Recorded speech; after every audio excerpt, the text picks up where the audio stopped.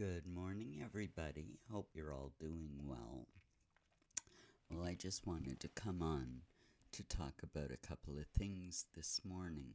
There's been a lot of talk online lately about Charles, in particular, in the palace being scared about what might be coming out in Harry's upcoming book.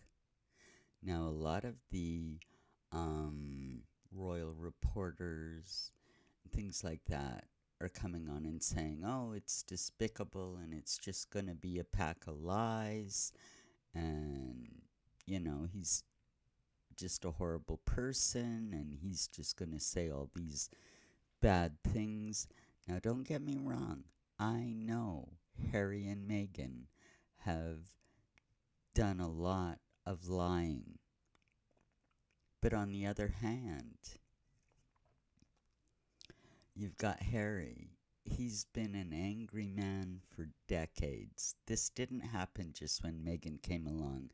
She, of course, skyrocketed everything and she played on his anger and his paranoia and his fears. Of course she did. And Harry's guilty of a lot of bad things. They're not very nice people. But getting into what might be in the book, don't forget, okay, Harry might have only been just shy of his 13th birthday when his mother died. But kids hear a lot. Kids see a lot. Think about it. He's grown up with speculation about who's his daddy from the time he was a child. You think he hasn't thought about that? Maybe he's investigated that. Maybe he knows something we don't know. Was it Charles? Was it Diana's lover? Is there a different story completely? Go back to my very first video. I mean, the quality's not good. I didn't know what I was doing. Who's your daddy? Check that out. That was in the public eye as well. Maybe Harry has something to say about that. There's speculation going on online right now. Rumors that he may say something regarding Charles' actual sexuality. Now, I'll tell you, maybe not in Britain, because I know a lot of things over here in Canada and North America make the press that don't make the press in Britain because it's suppressed. And if you don't believe me, we'll get into that in a minute too. There's been speculation for over 40 years, and no less than 2 palace employees that were very close to Charles that accused him at the time of sexual improprieties. Now, these guys were silenced. These guys were sent away. Coincidentally, one died shortly after making the accusations. Is it true? We don't know. But apparently, those kind of accusations fly around. Somebody in the palace knows something about them. That's just one thing. All the things we know now surrounding Camilla and Charles, the way they gaslit Diana, and the horrible way they treated her. Harry was around. Harry saw what was happening. And growing up the way he did, I know for a fact that he's investigated not only these things, but Diana's death as well. I don't think he believes the narrative that's been promoted. Drunk driver, she wasn't wearing a seatbelt. I have read several books. I have watched several interviews of no less than 3 investigators that went through that, and you know what? They don't believe the narrative either. And one of them, who wrote a book in 2017 in the States, it's been blocked by Amazon in Britain. But I mean, put the right keywords into Google, you can find him, you can find the book, you can find the interview. And in the interview, he stated, the book was available on his website because he was having problems with Amazon. And on his website, he's got all his documentation, breaks down his case for what he thinks happened, how it happened. And he's got, a public forum page where people can ask questions, come in and come on. And in the course of this interview, bombshell, he said that Harry had been on his site, had been investigating, and that he was hoping to speak to him soon. So Harry doesn't believe the narrative either. What might he have to say about that? Now, I know the establishment will just say, pack of lies. We all know it was just a dreadful accident, despite a whole lot of evidence. I don't believe the narrative either. So what Harry's going to come out with might seem, people will discount it as a pack of lies. I don't think everything in his book is going to be a lie. What else might he say about Camilla? Oh, Camilla's a drunk. Everybody in the establishment is going to say that's a lie. How can you say that about Queen Consort Camilla? She's been a bedrock of stability for Charles all these years. Well, maybe not in Britain, but here in Canada, we've had the stories in the press. I've heard for over a decade. I've seen articles for over a decade that Camilla's been in and out of rehab several times, and it makes you think. Didn't she just spend a week recently at a wellness spa in India? Maybe it wasn't a wellness spa.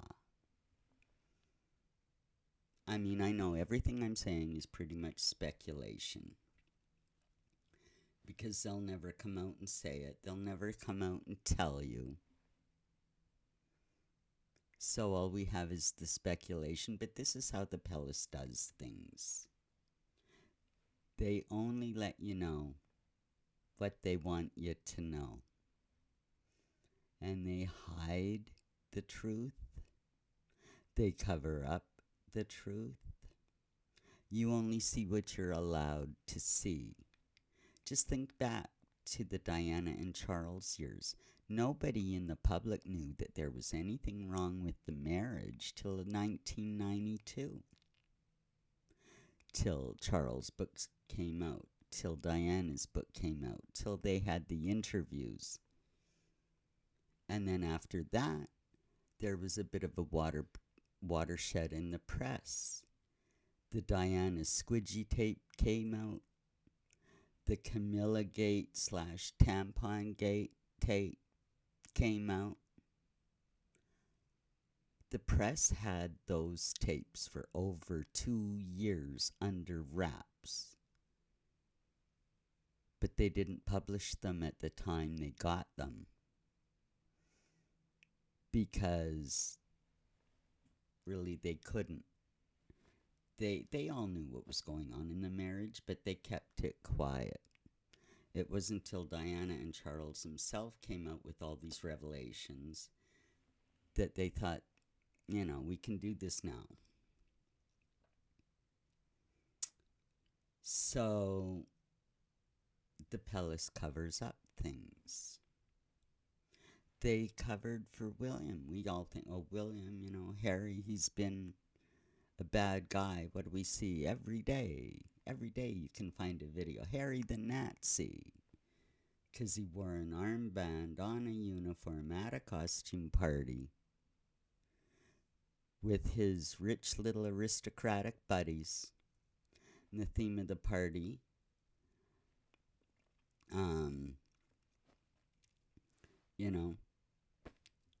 but what they don't tell you, William was at that party too. Colonialists and natives, that was the theme of the party. William was at that party. Wonder what kind of costume he wore. You never see pictures. You've never seen a picture of William at that party. Most people, even today, when they're talking about that in Harry the Nazi and at this costume party and what a horrible guy, they don't even mention that William was there too. And if William is so smart and so wise and so good, why didn't he tell Harry, you can't wear a Nazi armband to a party? Can't do it, man. No, because you see, they've used Harry, and I'm sure this is part of his anger. They've used him over the years as the scapegoat. Harry's the bad guy. Harry did this. Harry did that. Harry's a Nazi. Harry said nasty things to his soldiers in the army. You don't hear one story about William.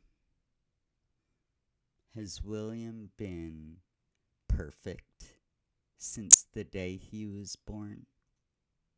I don't think so. But he's been protected since the day he was born. And Harry's taken the brunt of it. Now, I'm not saying Harry's a good guy. But what I'm saying is a lot of his anger, a lot of his disillusionment, and a lot of his mental issues probably brought on by his upbringing.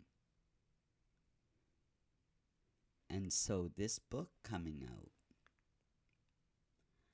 sure, it's going to be written through the eyes of a very angry, disillusioned man. And there's probably going to be some exaggeration in there. Probably going to be a couple of lies in there. But I also think there's going to be some nuggets of truth. And this is what the palace is afraid of. Because once it's out there, people that really know the story, then they'll feel like they have the freedom to talk. And that's going to be a nightmare for Charles. I've said it before. I don't think Charles's reign is going to last more than 2 years. I think all the controversy, I think all the things that are going to come out, even the things he's embroiled with now, and when things come out, people actually start talking about them. Once the press starts talking about them, Charles is done. And this is what they're really worried about at the palace. Well, have a great day, guys. Like and subscribe. Leave me a comment. And we'll see you in the next one.